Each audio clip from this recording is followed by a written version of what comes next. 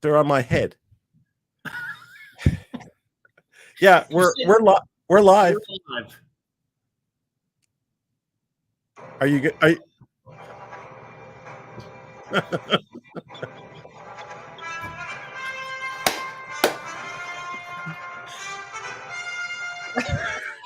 Top of the morning to you, gentlemen. Yes, that's right. We agreed last time, I think, that we would do the thumbnail, because everybody does that thumbnail where they look surprised, but we would do it live. So it's Mr. Large or Tiny JR, and not legal advice. This certainly is not legal advice. We missed you guys all Sunday. We don't know where you were, but whatever. You know, can't be here every time. This is obviously not legal advice. We're going to talk about a bunch of stuff. And, you know, if you have any questions along the line, and JR can see them, because I can't, again, because I can't see my right eye. The last comment, Richard, is don't skimp on the jokes. Yeah, I saw that. You know, I was going to do 3, but I elected only to do 2. So I'm just going to tell you the one I was going to do, but I didn't do was, you know what, military action, you know what, what military section is best suited for very small children? I don't know. The infantry. Oh, I saw that the other night. You posted. Yeah, I know. I'm just repeating it. And you know, I think that people that use selfie sticks really have to take a good long look at themselves. And last but not least, I read this scintillating book about anti-gravity. It was impossible to put down. I think you told that one when Farzai was on. You know what was so good? I'm going to do it again. You're losing track. Yeah, I know. I know. After a while, it is hard to remember. So we were just talking about it. Now we're going to get sort of serious. Not really. We were talking about MMTLP, that there was a meeting today, and why don't you take that one?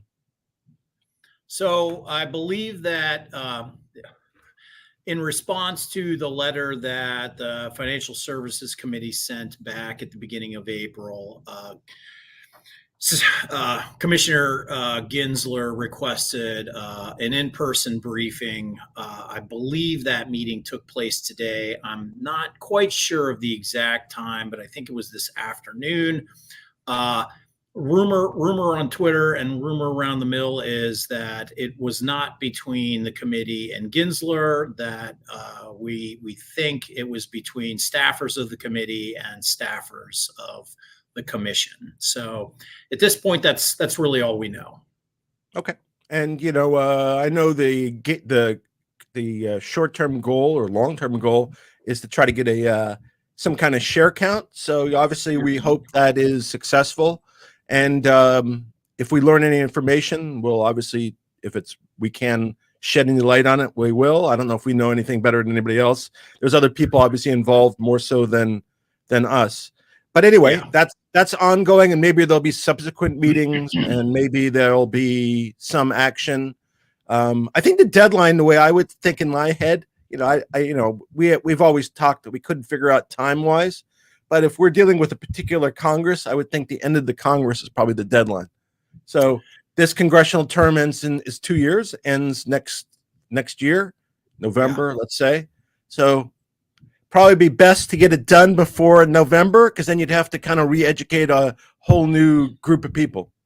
Well, if you think, and if you think politically on it, if a share count does come out anytime before the election, these guys are going to get whacked. They're going to get whacked by, 3,000 community members on Twitter, and God knows how many of them are spread out through all over the country in each congressional district. So I can tell you that if a share count came out right before the election, I'd be on the phone with my representative who signed that letter on the Financial Services Committee, the letter that was sent to Gensler. I would be hammering him. So I think from a congressional standpoint, that's probably the last thing they want. Yeah, and again, I encourage everybody who's working Congress to keep it up and keep up the efforts. It's definitely appreciated.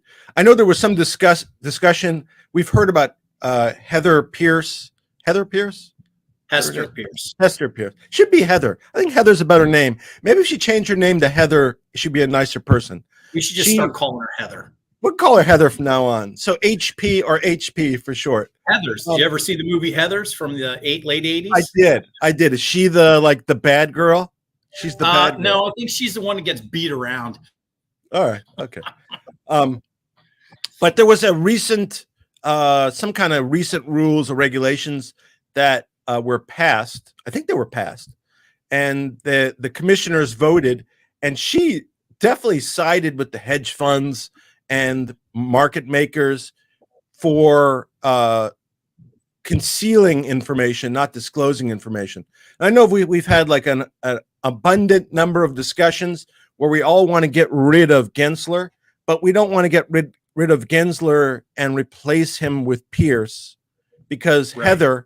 Heather, as we call her, Heather, as we like to refer to her, she's no bueno. That is not a positive mood. If we think at this point in time that retail gets neglected, with her at the helm, it would be even worse, I believe. Right. And I certainly am no fan of Gensler. Yeah, I will tell you, I have not done any kind of research into her, but she is not very well liked on major stock communities on Reddit. That much. You know what I find out? By the way, you know what I found out is, as hard as it was to read the comments on my right, because I can't see it on my right eye, when I'm wearing sunglasses and I'm trying to look to the right. Oh man, it is pretty tough. Well, I got to tell you, you look much cooler with the sunglasses. So all right, okay. And I like your hat. I like the hat. That's good. And you're going with the diaper, right? The full diaper. If there's any confusion over whether or not you can take us seriously, that comment right there should speak volumes. Yes. Anyway, so we hope that either Gensler gets his act together, because we talked about this before. He has 3 years left on his term. If he wants to stay, he could take the abuse. I can't imagine. Again, I wonder about guys like that. He's a guy, if he went to like Goldman, he'd make a mint. So he's in a government job where he's making, legit, I don't know what he makes, but legitimately he makes X dollars. He gets abuse. All he does is get abuse from us, maybe justified, but he's getting abuse. It's really odd. These guys, they look at it as, it's that corporate ladder climbing, the prestige of it. Look at, to get in that level of position, can you imagine the ego that has to be on your shoulders, first and foremost? So for them, for people like Gensler and anyone that wants to step in a leadership role like that, that's in front of the public for the United States government, it's just about the power. It's about the ego. It's about, having that, I was the SEC chairman on my resume. So, I get it, but at the same time, do your job. If you're going to be there, represent the public. Don't represent, one key aspect of the financial services industry, which is the big banks and the hedge funds. Big banks and hedge funds do not rule the world. At the end of the day, this country is made up of hardworking Americans that are like you, like me, whether we're blue collar, white collar, doesn't matter what color shirt we got on. At the end of the day, it's not about some jackass banker sitting in a corner office on the 27th floor in Wall Street. Yeah. Nicely said. Yeah. Thanks. But and maybe he wants to be Secretary of Treasury, because I think the current Secretary of Treasury died about 6 months ago. That's Janet Yellen. I don't think she's around. There's a bunch of people in our government that actually aren't around. Did I miss something? She dead? Yeah, no, she's I think around somewhat. Well, but I've been out in the Burmese jungle, collecting artifacts. Yeah. So, but I go like just to like Feinstein and McConnell. Those two, they're barely on this planet. Hell, McConnell can't even stand in front of a microphone and continue to talk for 5 minutes. Wow, that is really sad for the country just to have that there's that many in leadership that are, listen, there's enough incompetent people, but if you're incompetent just because you know, and I'm not blaming them, but if they're have certain disabilities or weaknesses because of age-related events, then they probably shouldn't be in the Senate. Probably shouldn't be in government. It's, you know, it's unfortunate, but you know, there's a lot riding on it, and you know, it's really disconcerting, I would say. You know, I had the opportunity to sit through a Simon Semick. Is that how you pronounce his name?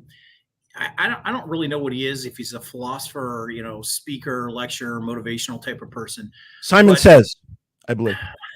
But he gave a really good speech on leadership, and he tied it back to the current generation, the baby boomer generation, and how that generation lacks the understanding of when it's time to hang up the hat and pass the buck along. And if you look at people like Feinstein and McConnell and Pelosi and even Biden, the current president Biden, they are too old to be running the country, and they're too old to be leading anything, let alone the most powerful country in the world. I mean, that's coming from two guys that are not on the right. Exactly. Yeah. Exactly. So, I just think it really is. It's a disgrace for the country that we don't have better.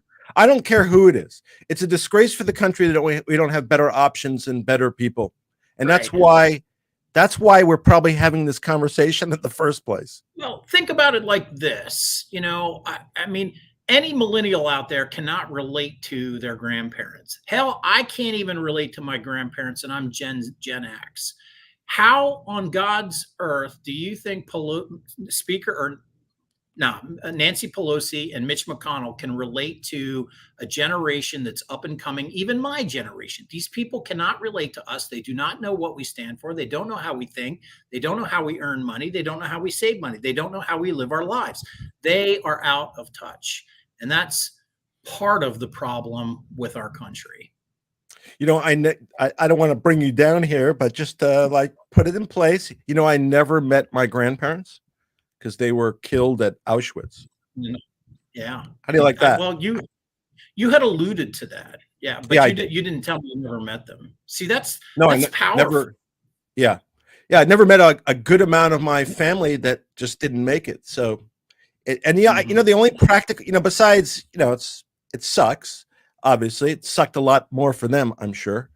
But, you know, one thing that you don't remember is you lose your medical kind of history.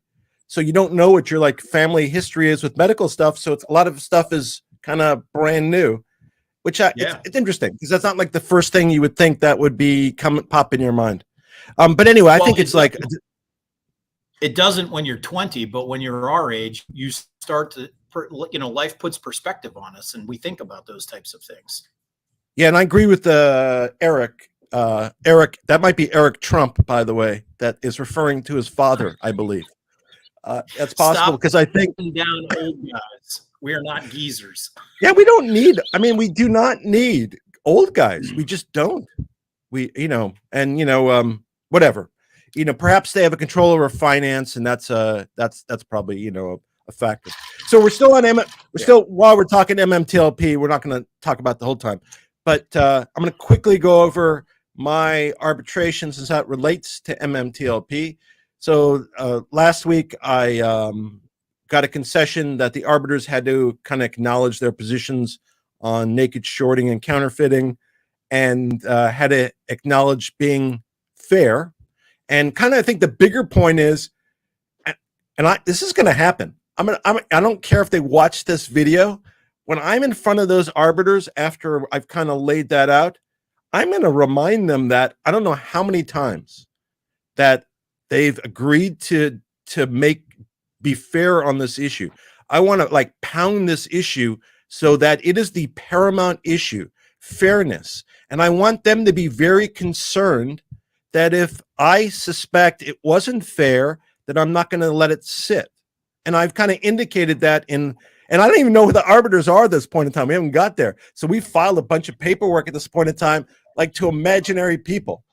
and nobody making any rulings. But like so that happened. And I think the point was other people eventually, if they're in arbitration, so if any attorneys are out there, if anybody's in arbitration and you think that there's a bias, go for it. Make sure that you get a disclosure that there's not such a bias, and it can be made by opposing counsel. Opposing counsel makes an argument, use it. And then you will have kind of the arbiters focused in a direction that will be beneficial for the plaintiff. So that's kind of the thought process. So that's one. Two. Yeah, I'm sorry. No, I'm just agreeing with you. Okay. And part two was, then we had a motion for discovery, and I asked for, I think, 8 depositions. And the rules are no depositions. That's the rule. No depositions unless there's extraordinary circumstances. So obviously I argued the U3 halt and extraordinary circumstances. Fidelity objected. They filed an opposition. Fidelity's opposition, besides belittling JR, was basically that the documents would be sufficient to do the case, and so what? I responded not very kindly and filed that today, and eventually we'll get a decision. And as I said in the papers I filed, if we don't get the depositions of the witnesses who, and I used in part the FOIA reply, Colby's letter, a bunch of things that we have. And I said these people definitely have personal knowledge of MMTLP and were involved, and they're material witnesses. And FINRA has already defined it as an extraordinary event. So therefore, let's go. And I said that if you don't let me have the depositions, I'll go into federal court. And it's in the paper. So I kind of wanted them to know, and I wanted them to reflect that if they, and I'm going to follow through. So it's not like I'm just saying it, but I want them to make sure that if they make a decision, that they really think about the decision before they make it, and just don't make just a decision off the cuff. And again, because the burden is on us to show the necessity of the depositions. And again, it was the 4 people on the investigation, Draghi and Casamites and Boyle and whoever else, and Luis Castillo, the guy on the corporate notices, Colby, the author for Forbes that they attached as part of the answer, Abigail Johnson, the CEO of Fidelity. I have a feeling you're not getting that one. I gave them the option. Like in the law, when you have a case, what you do is, if you want to, and you don't know the person, but like what you want to ask in a deposition, you can send out a notice where you ask them to designate a person to speak on certain subject matters, and there's an obligation to do that. What were you going to say? I'm still blown away that Fidelity's counsel cited that article. I can't get my head around it. I really can't. And as you were talking about things, I was sitting here thinking to myself, and I asked this question legitimately, and I want you to kind of think about this. Having the opportunity to have worked in a large corporation similar to Fidelity, and worked not in their legal department, but with their legal department, and having overseen, lawyers, outside counsel, there's lawsuits that you take seriously, and then there's other lawsuits where you're in the corporation, you hand it off to outside counsel, and you say, "Hey, go deal with this. This is just a nuisance." How do you think, given your interaction in the filings and limited communications, how do you think that how seriously do you think Fidelity is taking your arbitration right now? I think Fidelity's taking the bill seriously. That's the issue. That's the point. I mean, we've been, you saw what we did in federal court. Now they're spending this is the legal term. They're spending a shitload of money on legal fees, way more than they should, by the way. way more than is justified. And as a matter of fact, I pointed it out, just so you know, I pointed it out in this particular reply. I basically said, if they say my claim's like a little bullshit claim, then why even litigating it? Then just get rid of it. Just get rid of it. I mean, what kind of conclusion am I supposed to draw if you're going to bring out the cavalry to deal with some bullshit claim and spend a boatload of money? That kind of gives a different impression. So, so how they feel, I'm sure I'm a nuisance. That I know. I know opposing counsel doesn't like me. That I know also. And he's irritated me enough too. So I don't think they're giving it there's an element I have in there that I've just alluded to, and I don't know how it's going to play out. They don't know, but it's a real charged issue, and it's peculiar to me. So I don't know, and I've kind of tried to hint at it. I just don't think they've picked it up yet.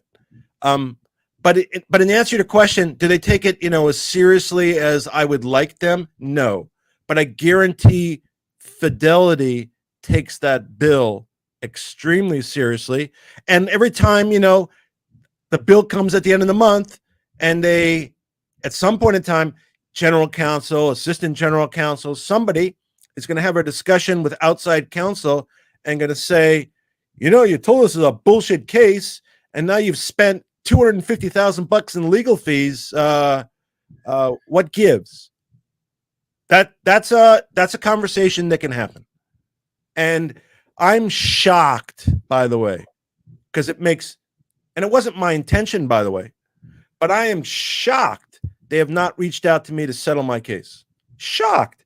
I think if I were Fidelity, I would think my attorney's committing malpractice unless Fidelity said, fuck them and go after them, which is possible too. That's possible also. Well, yeah. I mean, I can tell you when I was in that role and calling the shots on some level, I mean, get rid of it. That was always the thing I said. If we have a leg to stand on, make it go away, just get rid of it. Now, the cases that I was dealing with were employee benefit determinations. So obviously nothing as serious as this, but legal fees are legal fees. I can tell you that I know what our hourly rate was for outside counsel, and it was above $500 an hour. So yeah, you make them go away if at all possible. Now, I mean, I have no idea why they would be doing what they're doing. I just think the maneuvering that they're making based on the conversations that you and I, and these are public conversations that you and I have all the time. Yeah. I just think there's some odd moves, from a strategy standpoint. The most bizarre thing to me is that they cited that article. I'm blown away by that. Yeah. I mean, if I have a client comes to you and they ask, how's the case going to turn out? You kind of give them some idea and you give them the risks and the, upside and downside. Well, the risk here is if I'm attorney, and I'm not telling their attorney what to do because he's going to do whatever he wants anyway. And it's a big firm. So it's guys, well-educated, well-versed, no question about that. But if I'm on his side, I think, so what happens if somehow he gets access to the documents or he get access to a witness we don't want him to get access to? And they must presume that they'll have an opportunity to intervene before that happens. But I think but that's a risk too. Yeah. They don't understand. They really don't understand that you do, but they don't understand that I'm in a much different place than almost anybody else. And that I am really their biggest, in this case, in an individual case, that their biggest concern should be me by far on the upside motivation and where things can go and how I could be manipulated or bought.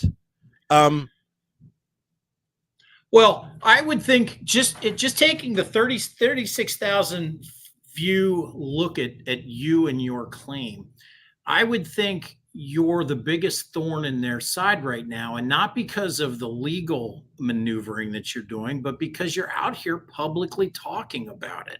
You're out here publicly educating people about it. We are almost every live stream we do, we talk about your case. People are listening. People are getting understanding. And look, what I'm getting at is that that's a problem for them. Knowledge is power. And remember, 2 years ago with AMCME, we were not very knowledgeable. We're in a whole different world now because of what's transpired over the last 2 years. And what you're doing in terms of educating the community on this process and talking about the legal maneuverings, and like, to me, I had no idea until you and I first discussed it, that in arbitration, in a FINRA arbitration, it's required to have an extraordinary circumstance to get a deposition. That blows me away. But now people know. Yeah. Now people know. Yeah. So I would think that Fidelity should be looking at this, or someone inside of Fidelity should be looking at this going, this guy's running his mouth too much. We need to make him go away. I think in the back of my mind, just so you know, it's funny. And Moody, I'm actually really, really sweet. So you don't have to worry. I won't bite you. But I think I'm thinking to myself, so if I'm this is what I'm thinking out loud, by the way. So I'm thinking to myself, so, if I win my discovery request, and let's say I'm asking for 8, let's say the arbiters say, we're not going to give you 8, but we'll let you do 4 or something like that.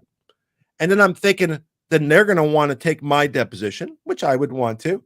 And then I'm thinking to myself, I'm going to be in a deposition watching my own videos where they're going to be citing something I said. Oh, absolutely. If I get a notice for a deposition, you're in trouble, dude. I'm going to be in trouble. Yes. The beauty of it is attorney-client privilege. That is true. That is true. Yep. Anyway, so we'll find out. We have to get arbiters, and even though it's on the express route, I don't know. And again, I'm surprised at the way Fidelity's handled it. It's surprising to me. I think it's a again, just my view, wouldn't be a risk I would take, or it wouldn't be a risk that I wouldn't explore resolving, I would say. And by the way, to this point in time, so we're almost 10 months in, not one conversation, email, letter indicating any desire to resolve it. I just find it amazing. So anyway, that brings it up. Next, I mean, I'm sure there'll be other documents that go on. Next stage, we'll be picking an arbiter. We might do a live stream where we get to pick the arbiters. We'll do one. I'll let the comments vote on the arbiters and say who they want. We'll have all this. We'll have all the disclosures. I have to advise against that. You don't think that's a good system? No, that's not a good idea. Well, what I might do is limit, I'll pick 5 that I think are acceptable, and I'll let the group pick the one, something like that. I agree that giving a list of 100 and we'll go for pick anybody. I agree that's not what I would choose, but it might be kind of to some degree, when I appear in front of some judges and some arbiters, I feel exactly like that. It doesn't make a difference, whatever, sometimes it doesn't make a difference. So I think it'll be a fun, maybe we'll have 3 more people watching us that day if they're participating in that mock arbitration. Yeah. So maybe I wish we could do the arbitration live. I wish I could do that. That would live stream the arbitration. By the way, I'm going to request that. I'm going to make the request. It's going to be denied, of course, but I'm going to certainly make the request that we need a public forum, especially with this matter. And but I have to wait again for the arbiters to be chosen. Should have it in a barn. Uncle Goober can play the judge, and Lieutenant McAfee can sew the costumes. And we can serve cocktails and everything. It'll be great. It'll be great. All right. So that's MMTLP. Oh, one thing I did want to talk about quickly, because it relates to MMTLP in another way. So Mullen sued some brokers for manipulative stock practices. And we were talking about this before. I see no reason if MMAT was manipulated, their stock, or if Nextbridge was manipulated, I see no reason why either of those companies shouldn't be suing the same brokers. That was Wes who represented Mullen in suing the brokers. I know Wes represents I think Wes represents MMAT. So I think it would be, I don't know, but I think it would be good if that happened. I think it would be a nice added pressure. I think it also would be good. You know, I've kind of thought about saying this many times. I've spoken to people. I think it would be a good idea, a nice idea, if Nextbridge asked AST what their share count was. If they haven't, and if they have, unless there's a good reason, and there might be, but unless there's a good reason, I see no reason why they shouldn't disclose that either.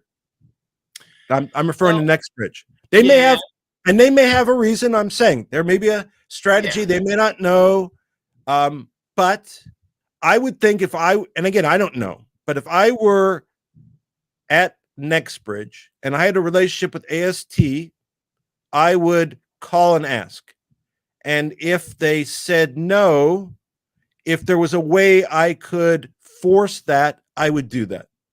Well, unless there's a provision in their services agreement with Nextbridge, I don't see how they could say no, unless, again, it's specifically called out that you're not entitled to that information. Yeah. The other thing is I was on a space 2 weeks ago and we had this exact same conversation.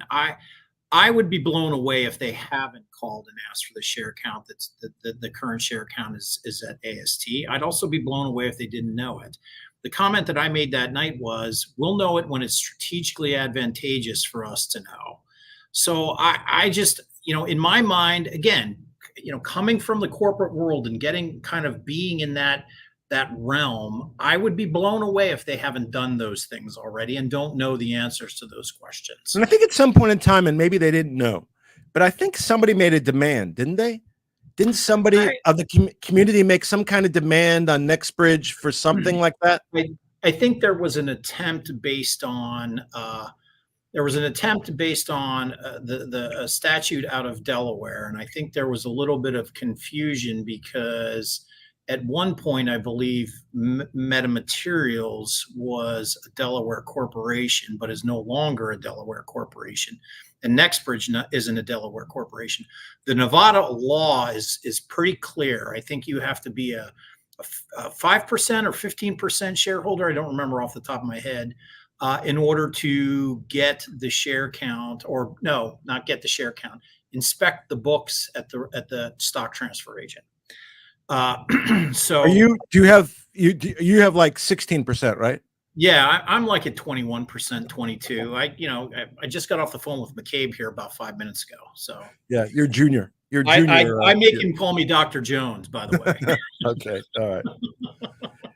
Yeah. So, but that's kind of it. We've talked about that, and I haven't said it. Oh my God! Did you see that comment? Who the hell is Jay? You two don't look like you know what day of the week it is. Never mind legal stuff. Wasn't that? What was that? Jay, if you're taking us seriously, you're doing it at your own risk. We're just two guys goofing off, man. It was, you know what? Look, dude, what this looks like right now. I'm just thinking about that.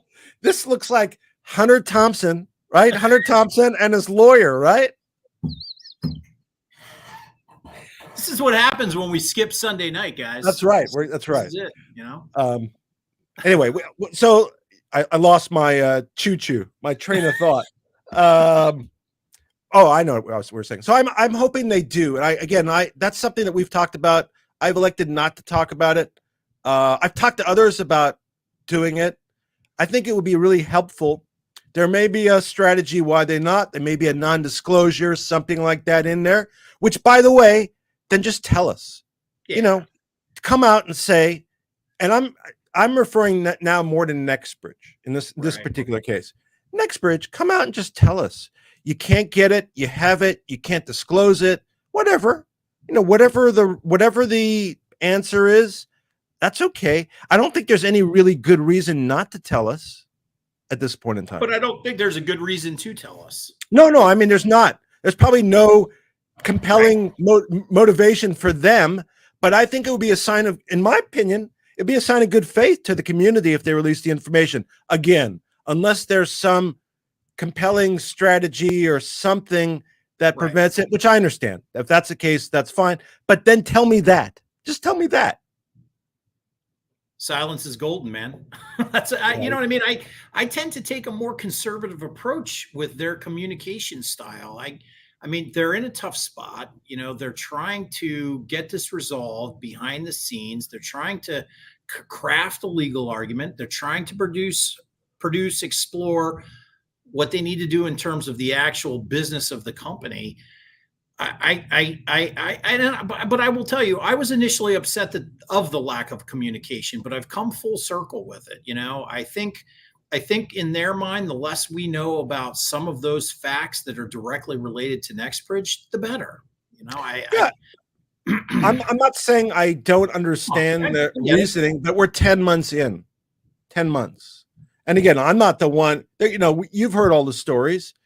They're not my stories. You've heard the stories. 10 months is 10 months. Yeah, I know it is.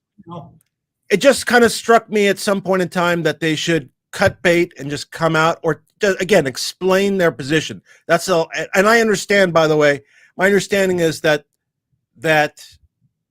you know, sometimes CEOs are like Hamilton, right? Like to be out front, be stars. And sometimes they kind of want to be more in the background. Sure. And McCabe in this case may be more of one who doesn't like to take the spotlight. He's got a lot of stuff to do, and that's what he's doing. And maybe it's just not his. Maybe it's not his thing. Right. Well, I don't profess to know Greg McCabe. I've only know of him from being involved in this. But I would think if he were the type of individual that liked to be in the spotlight, we would have heard or seen from him by now. I suspect we would have heard or seen from him the minute it was announced that he was taking over. So and that's fine. I don't think there's anything wrong with that. He does not strike me as the type of person that that relishes the limelight, because we would have heard from him by now. Yeah, no, I agree with you. I agree with you. It just I just wanted to say it because it's been on my head for quite some time. I don't really understand that one, so I see what you're looking at. But how do you get rid of that crap? I don't know. I'm gonna have to figure that out. Yeah, we apologize for that. We're not quite sure what that individual is trying to say, but I'm a little ticked. There you go. I just got rid of it. Perfect. Yeah. Yeah, we apologize for that. It was JR, by the way. All right. No. Okay. It was Dr. Jones. No, it was not. Okay, it was Dr. Jones. All right. So we did MMTLP. I wanted to do quickly Alpine. So there was I thought it was interesting. There was, hold on 1 second. I just want to take a step back as we move into Alpine. I want to share something that happened last night on, I think it was Ham's call. I wasn't on it live. I listened to it. And I want to say that Ham spoke very highly of you for educating the community on Alpine. And I will tell you not one word about me. I'm the one that brought you in on this.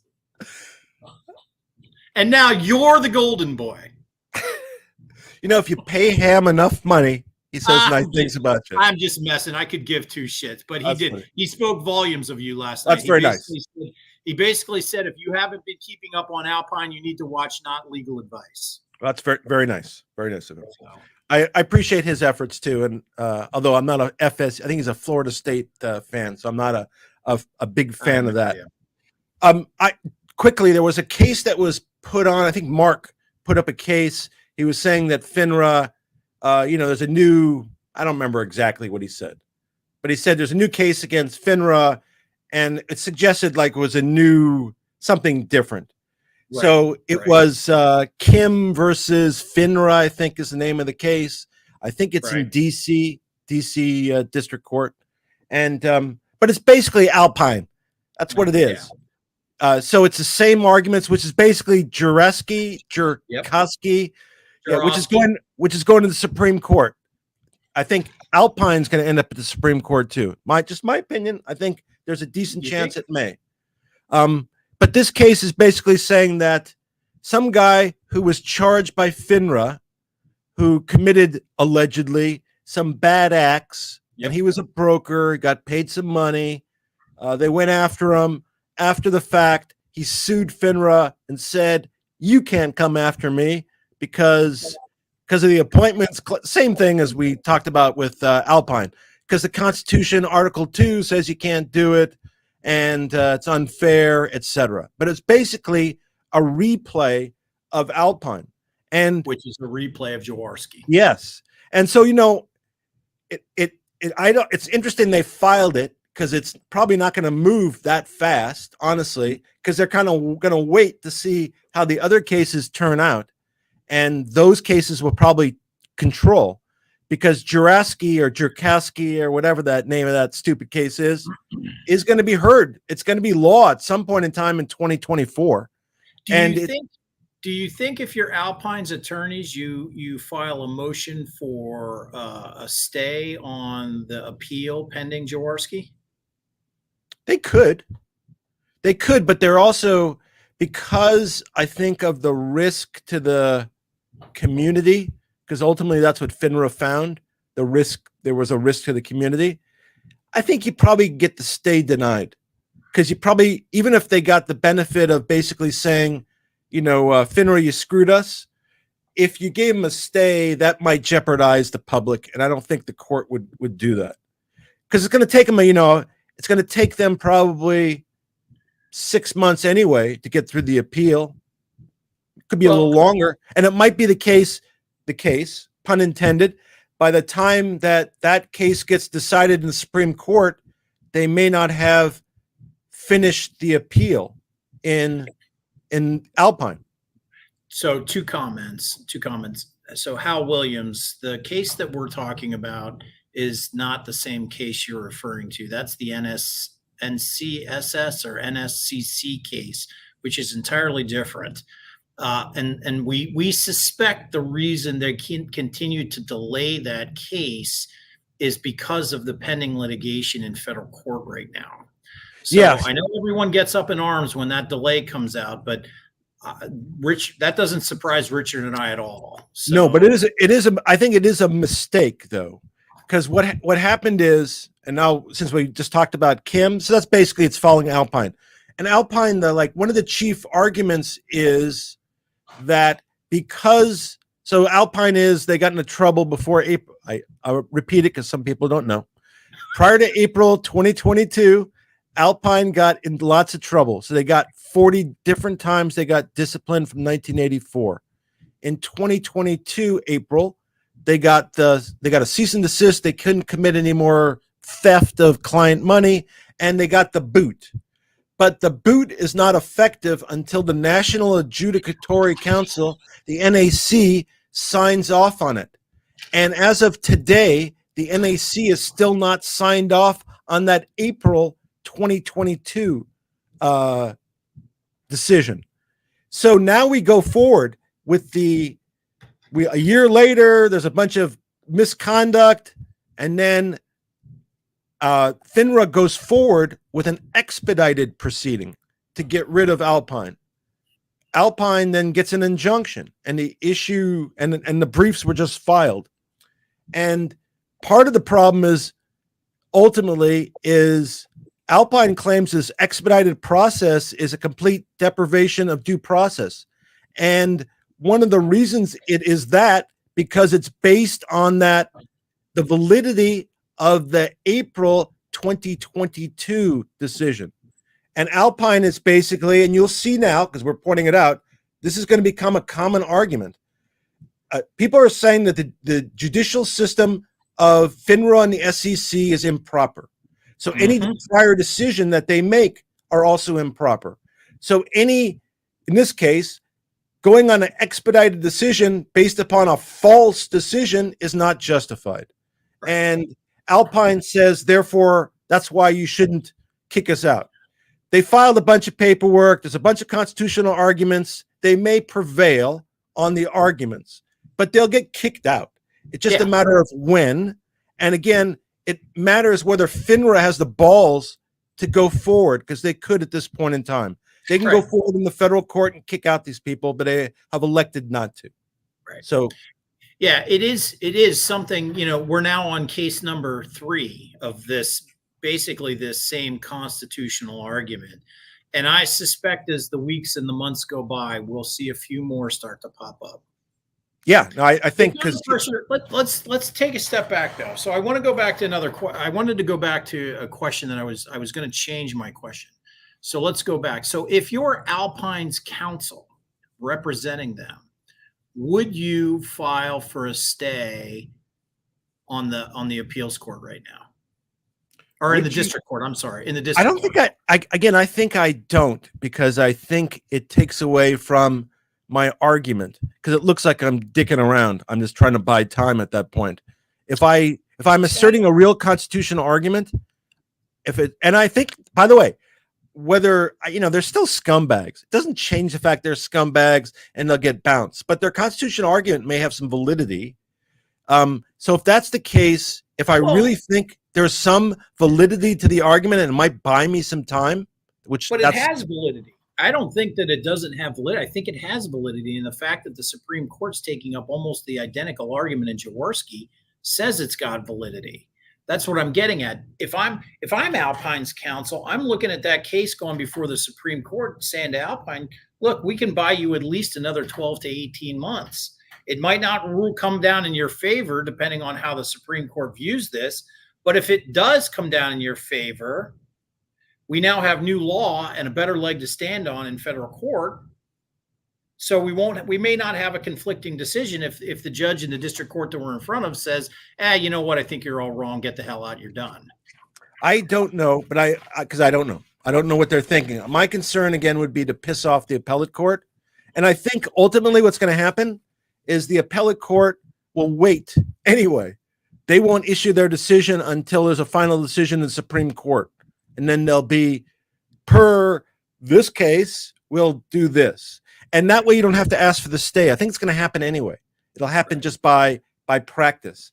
And again, if I'm one of those judges considering, and you come in and ask for more time after you've complained about an expedited process, it sounds like you're kind of bullshitting me at that point in time. And I would think less of I wouldn't try, but I think it causes you to think less of the merits. So that's why I probably wouldn't do it. Yeah, and listen, and besides the fact they're scumbags, I like to repeat that. And again, I think they give scumbags a bad name. And we've pointed out, like, we're gonna get into JP Morgan in a second. But they're scumbags. But there's an element of that with the Kramers too, right? We went with Iverson, we went through that, where they were willing basically to abandon all ethics and morals and just to save, I don't even think it's to save themselves, but to maybe be able to misappropriate more money, whatever. Pretty disgusting. But then again, in the end, it's going to end a certain way. And I don't even know, by the way, at this point in time, I have no idea, because there's a premise. I like to talk about it just so it's out there. There's a premise that if Alpine is out of business, it'll cause a short squeeze, because they're basically have some responsibility in some fashion for a lot of naked shorts. But we don't know that. We don't know that.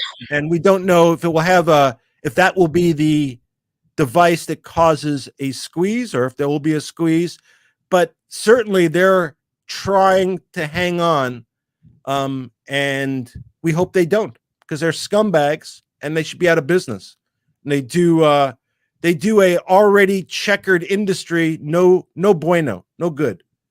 So let's go to, I hate to say this, because this is really something I would normally not talk about, but I was so taken aback by that, and JR pointed it out to me. You could start, maybe, if you want to start talking about it. Well, so there was a tweet earlier this week, and I don't know how many people caught it. I did not retweet it. I merely sent it to Richard and said we should take a look at this and talk about it.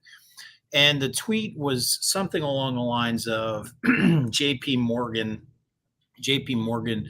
processed over $1 billion worth of transactions for Jeffrey Epstein over the course of, I don't know, 15, 20 years. And as we know, Jeffrey Epstein was, let me take a step back. I don't remember whether it was charged, convicted, how it all went down, but he was in prison for human trafficking and basically being a pedophile. And so the tweet was basically alluding to that they knew what was going on, and they either didn't keep their mouth shut or they kept it on the lowdown and turned a blind eye to it. But it's now come to light. There's a few major news major news outlets that have reported on it. I just pulled it up now. The Guardian reported JP Morgan allegedly processed more than $1 billion for Epstein. 16 years. Yep. So lawyers for the U.S. Virgin Islands claimed the bank reported the transaction suspicious to the Treasury following his death. Yes. Yes. Hey, by the way, we processed all the stuff, and now that he's dead, we took a second look at it, and yeah, it doesn't look good. Yeah, and that's basically what that says. Yeah, and I was reading, and they said there was a bunch of red flags, and there had been reports, and apparently, most of this happened apparently in an island off the Virgin Islands, but part of the Virgin Islands. What I was reading was a lot of the people in the, let's say, in charge in the Virgin Islands were paid off, or, you know, whatever. There was some inducement to not say anything. And apparently Epstein had an account or accounts at JP Morgan, ran $1 billion through those accounts, and they believe all of those transactions were some type of sexual service, sale of a sexual service. They said as many as 20,000 individual acts that were reflected. And so what happened was, somehow this came out after his death, of course. There were a bunch of lawsuits that arose. So the Virgin Islands sued a bunch of people. I don't even understand why the Virgin Islands was suing anybody, but they did, because probably somebody didn't want information to come out, and they could use that as leverage. They got a couple of settlements, I think like a couple $100 million. It wasn't insignificant. And I guess the Virgin Islands, which is a territory of the U.S. and has a governor, I guess. So they're involved in ongoing litigation. And Deutsche Bank also was in the same position. Now, Deutsche Bank, my least favorite bank in the universe, because I don't know if you knew this or not, because it's already been adjudicated. But Deutsche Bank used to steal money from Jews during the war. So during the Holocaust, they accumulated a lot of money. It was eventually, there were a bunch of lawsuits that arose, and they had to pay back money, but that's from where they come. So for them to be involved in trafficking and other immoral or unethical things is not surprising. They already settled out with the Virgin Islands. So Chase got recently sued by the Virgin Islands for some amount in New York. They had a DA who brought the lawsuit in New York. The governor of the Virgin Islands subsequently terminated that DA who filed the lawsuit against JP Morgan. Mm-hmm. Some people think that he might have terminated her because she might have disclosed certain information that might have been either embarrassing or led to legal action. That just happened, by the way. That just happened. So it's clear that JP Morgan, they didn't put this out because they were being ahead of the game. They were putting it out to cover their ass. Yeah, and I'm sure. Yeah, they just didn't want to be because it was going to come out at some point in time after his death, and they didn't want to be accused of not disclosing it. But it's absolutely dirty. I mean, we talk about dirty financial markets. This is the epitome of it, right? Sex trafficking, money, basically money laundering. We talk about it. Money laundering, RICO. Really, people should go to, Epstein, by the way, he went to prison twice. So I was reading the article. Part of the issue why they said there were red flags, Epstein got convicted of some kind of sex offense in 2008. So when he was in the Virgin Islands, they had this governor tried to get him some kind of special dispensation into the Virgin Islands, but they had to overlook that sex conviction. So that's 2008. And it wasn't like that sex conviction was private. So JP Morgan, Deutsche Bank, they all knew about it, but let's give them the benefit of the doubt. Let's just assume it's just profit motivated, that they were just scumbag, immoral, unethical scumbags, and they just took the money. Hopefully that's as far as it goes. If they were involved actually in the trafficking itself, that's a whole different ball game. But I would think, it's interesting. If I was a prosecutor and I was wiring money through an account and I'm the bank, am I a party to this misconduct? I don't know. I would wonder. It certainly doesn't make me feel warm and fuzzy about JP Morgan or any of those banks. No, I'm just reading the article. It's just amazing. I mean, the guy. Yeah. First off, he was a piece of shit. Yes. But yeah, and it just goes to show that all these big banks they're in bed with everybody, and that's how they control the money flow. That's how they control everything. They're just in bed with everybody. He was paying. And you're not going to tell me that somebody there didn't know what was going on. No, of course. He was paying Somebody off. Knew what was going on. Somebody always knows. And it's not just, there's a standard knew or should have known. If like there's stuff in your face that's right in your face, you can't just stick your head in the sand and just pretend it doesn't exist. So there was more than enough information. I just believe, again, I'm going to give them the benefit of the doubt. I think they're just whores and they wanted the money, and that was it. And let's hope that's it. And that's where it stops. Because if it wasn't, it will come out, right? And in a legal proceeding involving in New York, involving JP Morgan and the Virgin Islands, if there's shenanigans going on from JP Morgan over and above just taking money that they shouldn't have, I'm sure it'll come out in the trial. And if that came out, I think that would be the end of Jamie Dimon too, the CEO of JP Morgan. And I think if that happened, listen, I think if that happened under your tutelage, you should come out now. You should, why isn't he saying anything about it? Even like saying he apologizes. They didn't do a good enough job, something. I think that really is disgusting, honestly. And, that's why when you hear that, you understand why MMTLP is in that situation, because you have like these most corrupt, unethical people running the markets.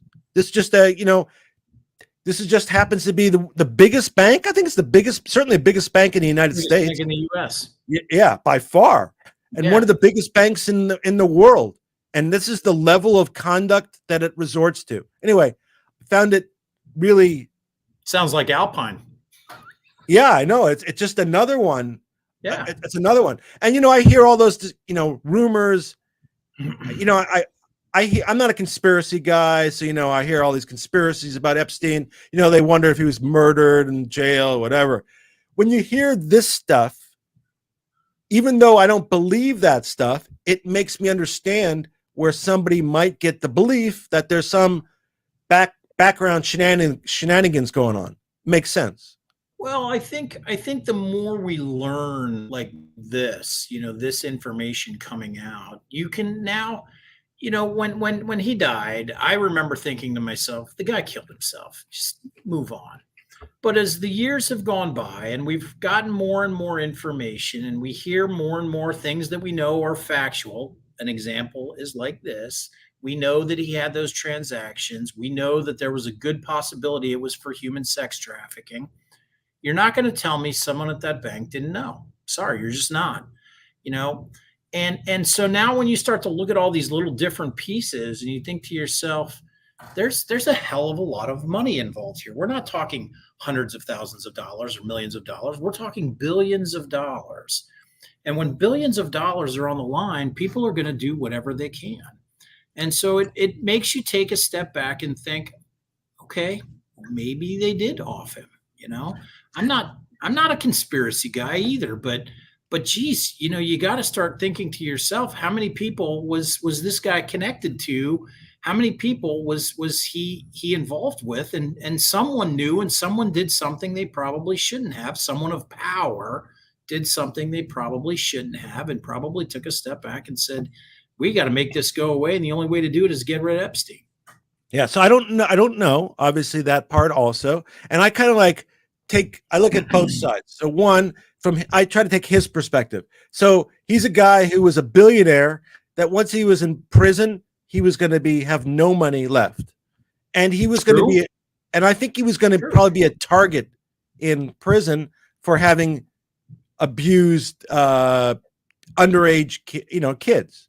Sure, he would have been. So maybe he thought he was going to be murdered in prison, maybe, and maybe he thought that was the easy way out to hang himself.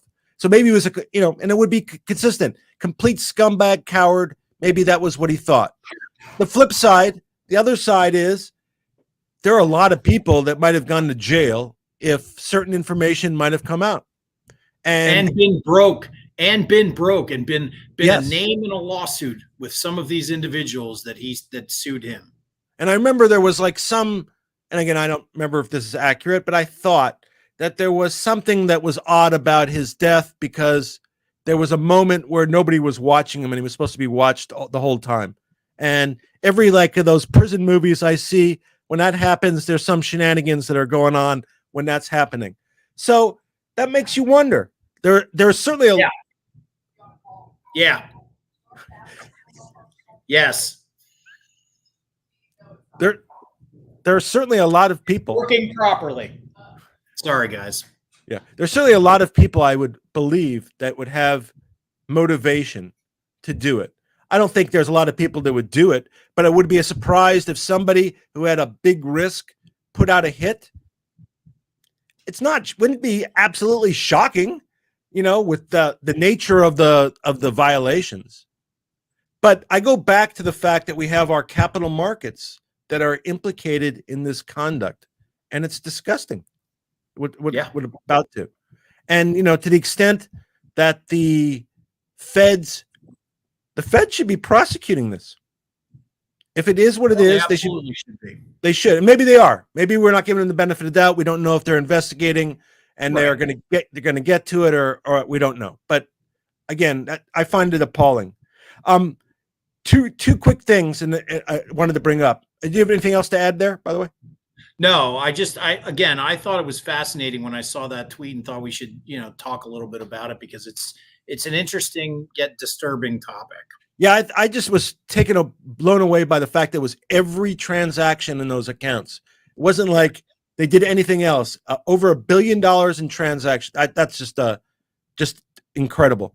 There's been a couple of spaces, discussions about statute of limitations that make me uncomfortable.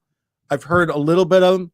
Just makes me really uncomfortable because there are situations that unless you're sitting in front of me, I may not be able to give you the correct advice. Right.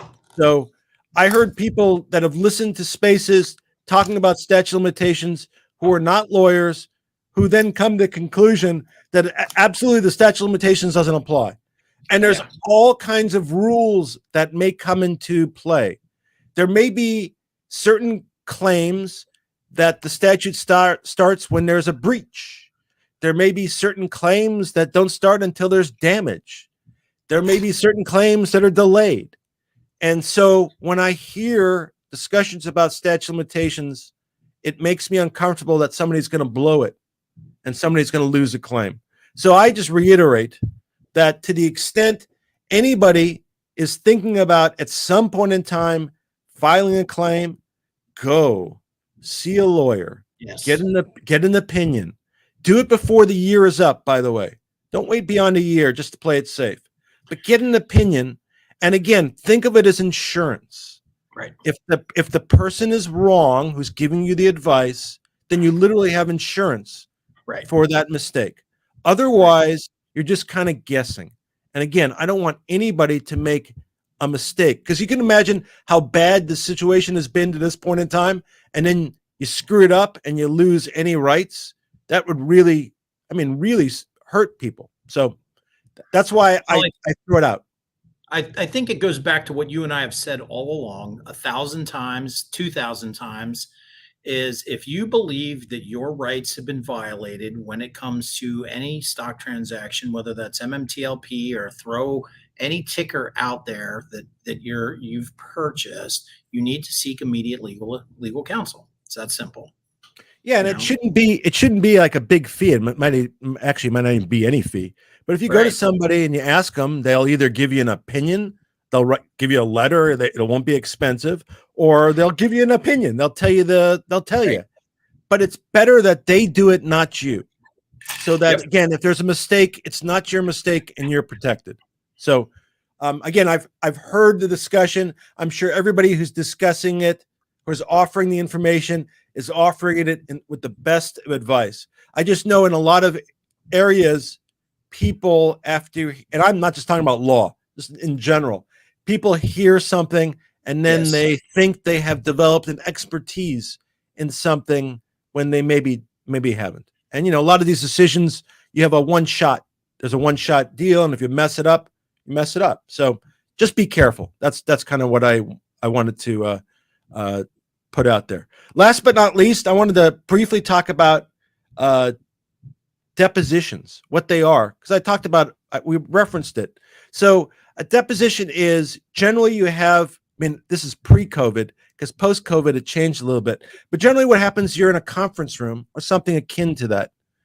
You're there with an attorney who's representing you. There's another attorney who's going to ask you questions. There's a court reporter who is taking down whatever's said.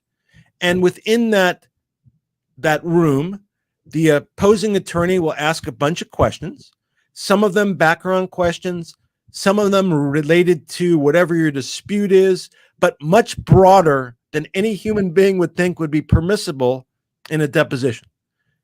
So you can get pretty broad. And then eventually that stuff is typed up into a booklet. You get it, and it's sent to you, and you get to review it and make any changes and corrections you want in the booklet. By the way, when I'm taking a deposition, this is literally what I'm telling the deponent. Be careful when you make an answer, because whatever you say in the future, if you make a change, a substantive change, that could be commented on, might impact your credibility. So anyway, person testifies. The other attorney, the attorney who's defending the deposition, can interject objections. They may not like certain questions. Most of them are to form, so they may not like the wording of a question. Some Right. might be like real, like attorney-client. So if somebody asked you about a conversation you have with an attorney, that one is not permissible, so you get an instruction not to answer. But most are to form. And what you're doing is you're preserving this stuff for trial. You're building a record. Yeah, just a record for trial. And theoretically, at trial, it's used for two purposes. If it's a opposing deponent, so let's say you're the plaintiff and you depose the defendant, and the defendant testified, and you like some of the testimony for your own case, when you go to trial, you can just read it into the record. You don't even have to call the guy as a witness. So you can put on the testimony through the deposition. The other part, and equally or more important, is when somebody's testifying during a trial and they start asking them a bunch of questions that they already asked them in the deposition, and now they start to deviate from what they said in the deposition. Then when you're in trial, you literally read out of the deposition and said, on this date, I asked you this, and you said this, and today you said this. Yes. Explain the difference. And then when you got to final argument, you would say exactly that. He testified this way, then he testified another way, and he's a scumbag, and you shouldn't believe him. That's basically the argument. How you say it? Yeah, that's basically it. And you know, it puts out the factual story. So you have a record of what the claim is and the facts are. And it is probably the most important part of discovery, because a lot of discovery is written. So they ask you written questions and they ask you for documents. The written questions, which are called interrogatories, are usually not answered by the person that they're directed to. they're answered by his lawyer. So they can be, manipulated in a lot of ways. However, if I'm like taking JR's deposition and he's in front of me, although his attorney can interject and try to block, I kind of have JR right in my eyesight, and he has to kind of answer more directly. So you get to information better, and it makes a record for trial. And a lot of times, ultimately, it will solve the case. There's a stage, there's a stage before you get to trial. So, we've talked about discovery as a general rule. So that's kind of where you're finding out what the case is about. And as I indicated, there's written questions, interrogatories, there's depositions. Well, ultimately, if there's not a dispute as to the facts and the law is settled, then there's an intermediate step before trial that sometimes parties try to end the case. And that's called a summary judgment motion. So they're a big pain in the butt, but if you win, that's the end of the case. And oftentimes you need the deposition testimony to do the summary judgment motion. Yeah. So that's kind of the purpose. You're not getting to a motion to summary judgment without depositions, and that's on the other side of discovery. But let's go back and talk about those depositions. Just want to point out one key thing, Richard, and I'm going to do it in the form of a question. So, Richard, during a deposition, if you're deposing me, you're plaintiff's counsel. I'm a witness on the defense side. There's a court reporter there. Is there a judge sitting there to rule on those objections? No, That's there's right. no, unless it gets so contentious that they have to bring in like basically a referee to adjudicate it. But you know what? Why don't we do this? Let's say you're under oath, by the way. So please state your name for the record. J.R. Hewing. My birthday is January 1st, 1972. Have you ever had your deposition taken before? I have one time, and I've also been a witness. What was the subject matter of that particular case? Oh, you don't want to be bored by this. Just give it to me in a 15-second 15 seconds. So it had to do with the applicability of the FAA's required mandatory retirement date of age 65 as it related to a Social Security bridge inside of a pension plan. And you are an attorney, correct? Correct. And you've been previously licensed? I'm currently licensed. Okay. And you're familiar with the deposition process? Yes, that's correct. Okay. So we're here today on a dispute involving MMTLP. Are you familiar with MMTLP? Yes. When did you first become familiar with MMTLP? I'd say early October of 2022. And how did you first become familiar with MMTLP? I read a post on Reddit. And what is MMTLP? MMTLP, my understanding, MMTLP represents a preferred shared dividend for a company by the name of Metamaterials. And when did you first become familiar with Metamaterials? Same time, October 2022. Okay, so we could do this for like 6 hours, but that was just kind of an illustration of kind of, if I was going to do a deposition, kind of you just kind of start at the base and you kind of work through. And then what you would do is you'd have documents, and I would show JR documents, and it would be, a lot of them would be documents that either he had authored or received or that he was familiar with. And I would ask him, and eventually, we talked about the deposition transcript, then those documents become part of that transcript. And a lot of times it's documents that yield most of the information because they kind of give you a roadmap of where to go. Anyway, we've talked about depositions a lot, so I wanted to illustrate it just so it make it a little more sense. The idea in your lifetime is to avoid depositions. It's not fun. It's nerve-wracking. It really is nerve-wracking. We make it seem like it's fun, but it's not. But the one thing you noticed I did was I didn't elaborate beyond the question. I answered the question, moved on.